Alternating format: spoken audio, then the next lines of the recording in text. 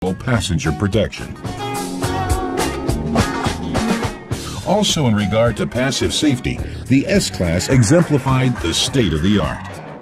The fuel tank was not at the immediate rear anymore, but above the rear axle, safe from collision.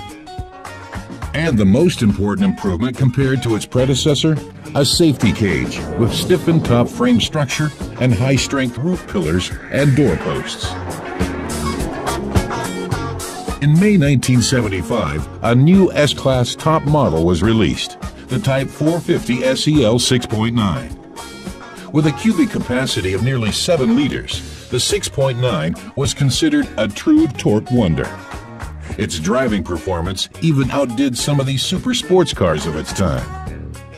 The hitherto unused hydro-pneumatic suspension with level control system offered driving comfort of the highest degree.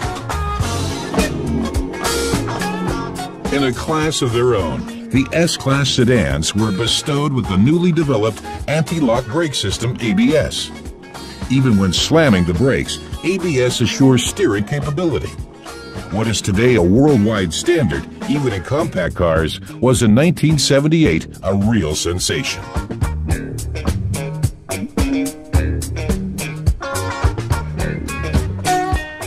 In 1979, Mercedes-Benz issued the follow-ups into the 126 series.